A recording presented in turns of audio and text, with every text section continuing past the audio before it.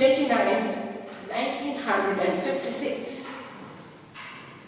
In the year 1999, UNESCO declared 21st February as International Mother Language Day in tribute to the language movement of 1952, acknowledging the sacrifice of the Bengalis for their mother tongue. Today, it is the Silver Jubilee celebration of International Mother Language Day of UNESCO, and to commemorate this celebration, the Pragati College of Education has arranged a panel discussion on many languages, one future, youth voices on multilingual education to emphasize the importance of language in education. Education. Now we are delving into the main theme. Let us see how we can proceed. Education involves the transformation of a society into a morally and ethically responsible one by identifying the potential of students or children and channelizing them for the growth of the society. To achieve this future aim, it is pivotal to ensure access of all students to quality childhood care and education, abbreviated as ECCE. One of the crucial deciding factors of quality early childhood education involves the language in which they are instructed or taught. Native or home language as a mode of childhood education is of extreme importance for communication and understanding between the teachers and students, as well as for children's academic development.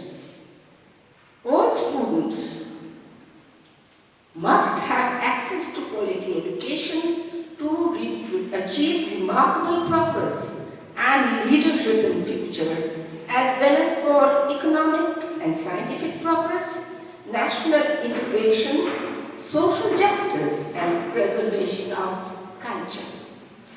In an increasingly interconnected world, language is more than a tool of communication. It is a bridge between the cultures, identities, and opportunities. Across continents, young people are growing up in multilingual environments where speaking more than one language is just not an advantage but a reality. For classrooms in India, to communities in Canada, and from urban centers in South Africa to villages in Switzerland, youth voices are shaping conversations about the power and promise of multilingual language. This discussion will aim to create an awareness about the importance of mother tongue-based education in fostering inclusion, preserving cultural identity, and improving meaningful learning in schools. The medium of communication that humans are most familiar with is their mother tongue. All students, especially those from linguistic minorities, should be able to access education based on their mother tongue, which should be incorporated into education systems. In the Indian context, which will be the prime discussion, we'll discuss more on Indian education.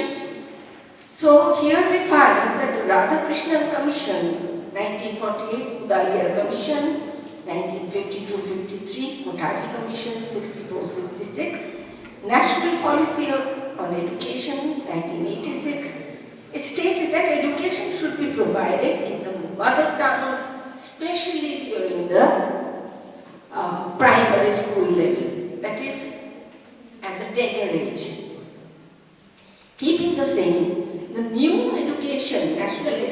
Policy 2020 strongly recommends the usage of mother tongue or home language in school education. Mother tongue education helps in improving communication skills, builds self-confidence, self-awareness. It leads to development of emotional intelligence, boosts brain development, strengthens foundational skills, aids in the acquisition of additional languages, fosters cultural connections, and most importantly, improves learning outcomes. Now, the panel discussion will center around the sub-themes. Number 1, mother tongue as a bridge, not a barrier. Strategies for effective implementation in Indian schools. Next, preserving cultural identity through mother tongue education. Next, challenges and opportunities of implementing mother tongue education in Indian schools.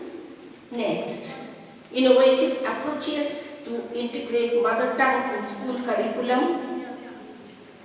And mother tongue versus global language, striking a balance in multilingual classrooms. The esteemed panelists who are here with me today, they have been introduced by the coordinator. They are in fact free to add up more relevant points to make the discussion a friendly, interesting one and also informative.